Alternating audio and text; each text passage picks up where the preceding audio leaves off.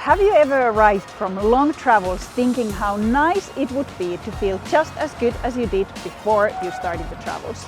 Today we will be learning from one of the best on this field. We will be talking to Mark Arnall, who is a performance coach of Formula One champions. Mark has been working in Formula One for 26 years, during which time he has traveled over 240 days per year. He will be sharing with us his top tips and how to travel like a pro. Hello, Mark. Hello, how are your travels? Yes, very good. Thanks for following your tips. Very welcome. All right, let's talk a little bit about how you travel in Formula One, because obviously the sport involves enormous amount of travel. So you've got about 24 races a year, and I think about half of them are long haul. Yep. So you go all the way from Australia to Mexico and Japan, Brazil, Abu Dhabi, everything in between.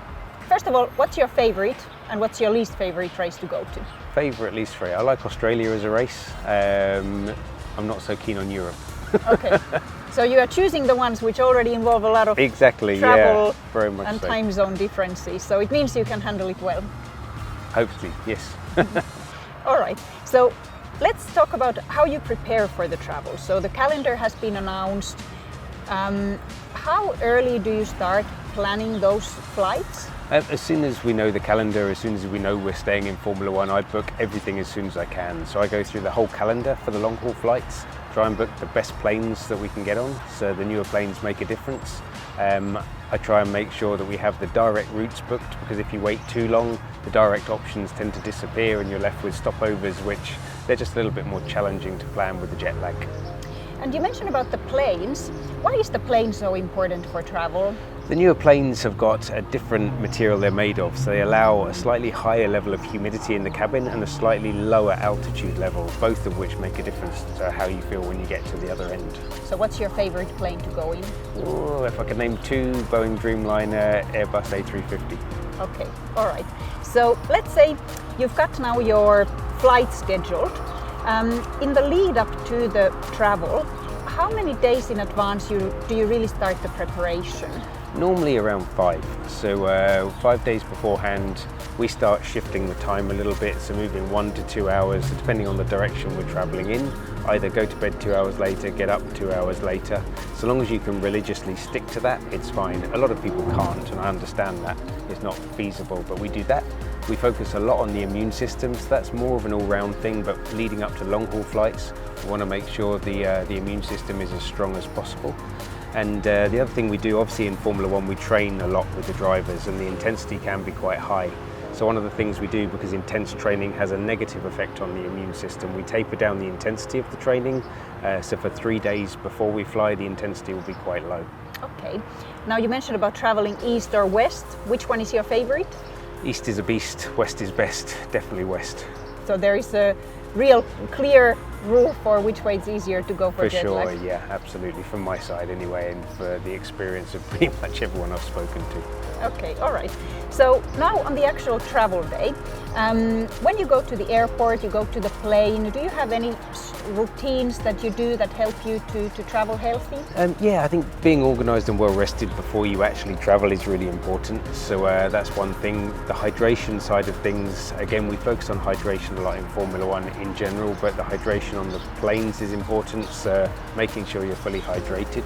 Getting to the airport itself, looking at where the bugs and bacteria are living. So the tray tables, going through security, there's a lot of bugs there, so my advice would be just to pack as much as you can into your actual bag. The laptop normally has to come out, but just be aware that's where a lot of the bugs are, so maybe wipe down the laptop afterwards, wash your hands. And in the plane, the same thing? Plane, the same thing. So when I get onto the plane itself, the area that I'm, if you like, living in for however many hours I'm there, I would clean all of that. So now with the wipes and the hand gels, it's quite a lot easier than it was in the past. But just cleaning the belt buckles, the tray table, the screen, the armrests, make sure then that your little area is clean as possible. The other thing I do, which I find really important, is making sure I set my watch or clock to the destination time zone, so you're aware of the time zone you're moving to. So what about in relation to food and drinks? That's for a lot of people a big, important, enjoyable part of the travels. What advice would you have in that? Yeah, food and drinks, it's an interesting topic and it can make a big difference. So drinks, if we just focus on that, drinking anything in terms of alcohol, coffee, tea, it's the diuretics. It will have a negative effect on the hydration side of things, which we're trying to avoid. If you are going to have tea, coffee, alcohol, drink more water to compensate for it. I think a big thing with the food and drink in general is if you're going to have the food and drink in a lounge, be aware what time it is in your destination. If you're tucking into a steak, having a couple of red wines when it would be breakfast, it's going to be harder to shift into your destination time zone. So this is why we sometimes see in the lounges people having champagne at 6 in the morning. They are It exactly could well be. adjusting to the absolutely. next destination. That would be their excuse. Got it. Yeah. Okay. All right.